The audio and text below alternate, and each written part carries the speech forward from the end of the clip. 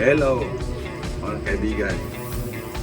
Ito ngayon ay, kung makikita nyo ito, meron na tayong punla. Umabot na ito ng 3 to 4 leaves. Ayan. Ayan. So bago yan, ito yung imimix muna natin itong carbonized rice hull, yung sunog.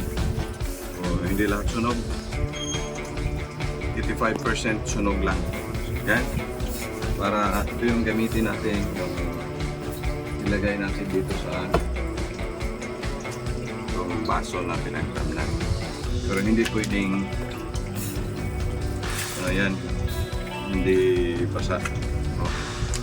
So bago gamitin natin, bago ipasok dito, bago ilagay dito sa baso, basahin muna natin ang tubig. Okay? Ayan.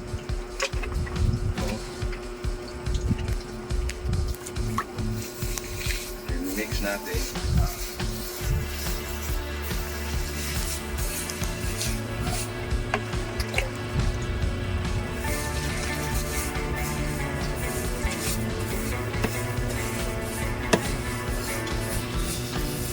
So, mas maganda ngayon sa gabi dahil malamig. So, hindi na-stress yung mga halaman natin. Kita pa niya. Dahil malamig ang panahon, tapos sulit-sulit kaya doon sa permanent na lagayan nila. So, kinabukasan buhay na buhay na.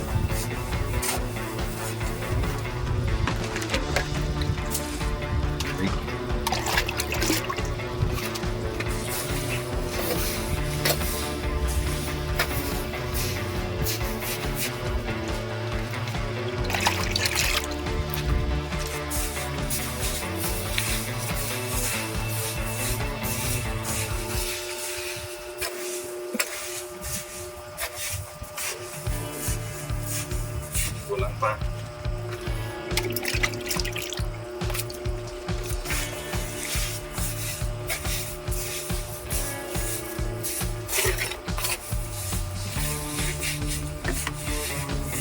So, pagkasunog dito mga kaibigan ay ulitin ko 85% lang. Kung makita nyo meron pang mga tubig.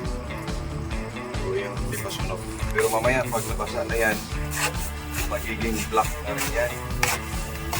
Sabay na yan, kulay niyan sa yung mga itim na sunod.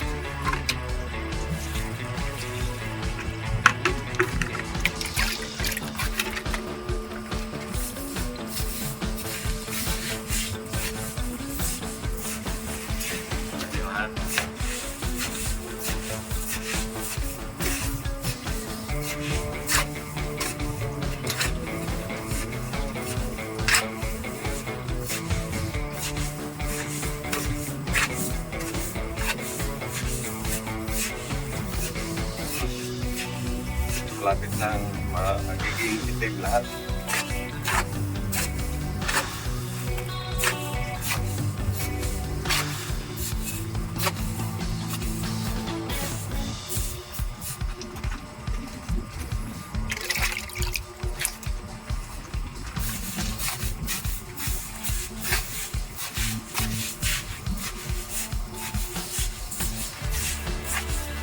So ito yung ginagawa natin. Yung mga trabaho natin after 5 o'clock. Ibig sabihin, katapos ang opisina, dito natin pinagugol ating garden. Bata pa naman ang oras ngayon. Ito yung oras 7 o'clock. Batang-bata pa ang oras. Dito lang muna tayo magpapahangin. May init sa loob ng bahay.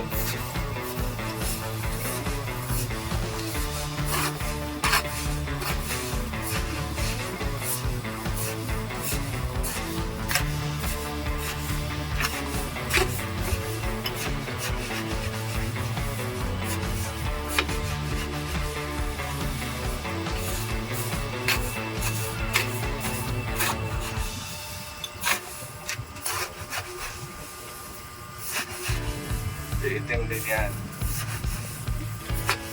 Sasabay din yan sa kulay itim. Mga hindi nasunog.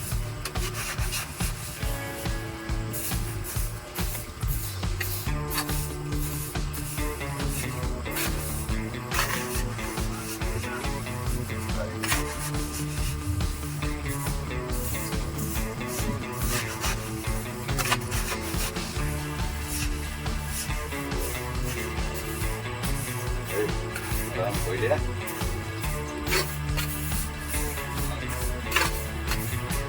Tapos, ang gagawin natin, ito yung ginamit natin.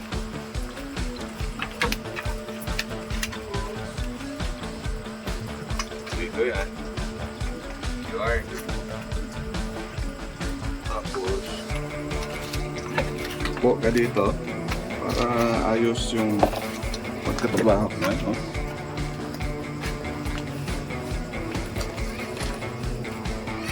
Again, ulitin natin ito yun.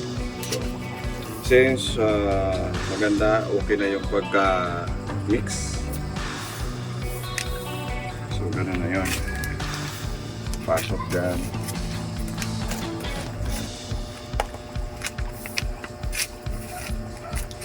Yan. Tapos, butasan. Okay na yun, butas, oh. Kuha ng seedling, dahan-dahan ipasok dyan. Dapat yung buong stem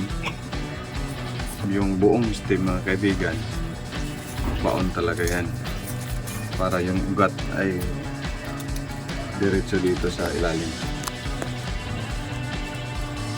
Yan naman.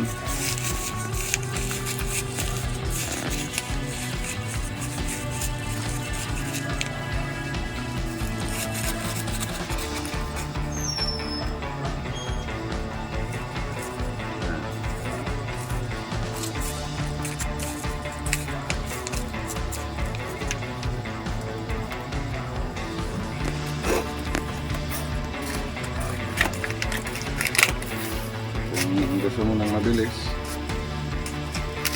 so hindi pwedeng tagtag, hindi pwedeng tagtag na ganon kasi butasan po umupahon, matigas na yan. So dapat ano lang, yung normal lang na pasok ng ganyan. Yan, okay lang pagbutas pag hindi nakasalansan. Yan.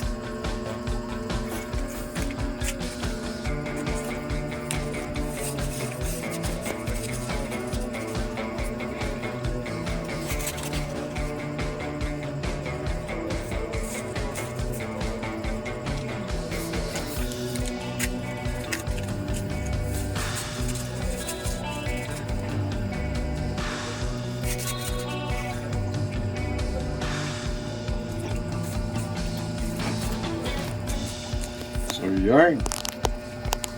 Okay, so yan mga kaibigan, kung bago lang kayo sa channel ito,